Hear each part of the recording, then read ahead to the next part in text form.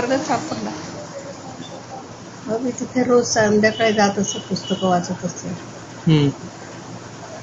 आणि मग असं करता करता तेव्हा काही कार्यकर्ते थोडे होते, पण सेवाभावी होते.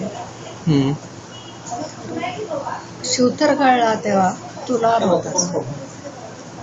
एक शिबिर त्यांनी घ्यायचं ठरलं, इंद्रवदन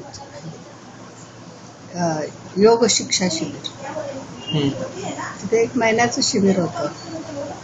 तर म्हटलं मी जाणार कशी, कारण भारतीय नोकरी करत होते, बाकीची जबाबदारी होती खालची.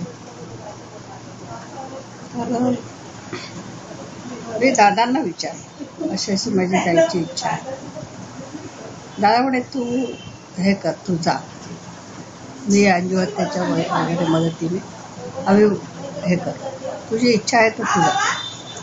आणि केवळ त्यांनी मला परवानगी दिल्यामुळे मी तिथे योग शिक्षा शिबिरचे योग शिकले, मेडिटेशन शिकले आणि केंद्राचं हे शिकले.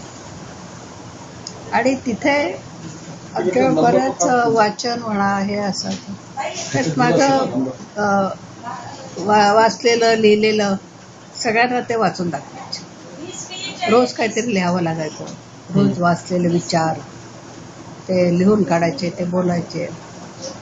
असं करता करता माझं तिथे बरंच हे झालं. मी तिथे एक ड्रामा बसवला. ड्रामा म्हणजे काय, तोच का जो आपण इकडे बसवलेला टीव्ही वरती? तो फार वेगळा. तिथल्या तिथेच बसवला होता मी, रामदास स्वामींच्या जीवनावर. जो आपण हे केलेलं या नवजीवन शाळेत केलेलं. हा, साधारण मला वाटतं ते त्याच्यात तो भोलानाथ वगैरे. भोलानाथ. तर ते मला स्टोरी तिथे वाचून वाचून जरा त्यावेळेस मी तिथे त्या ड्रामा बसवला,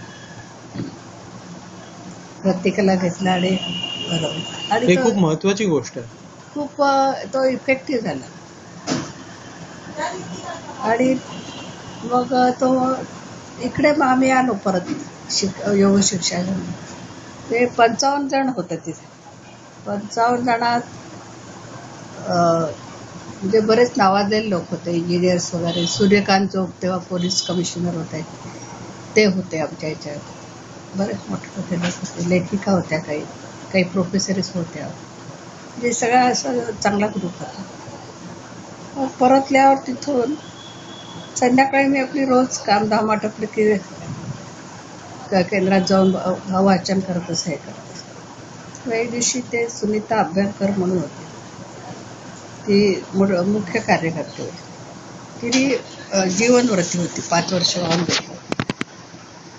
ती म्हणाली की वादळाला तुम्ही काही काम सुरू करा.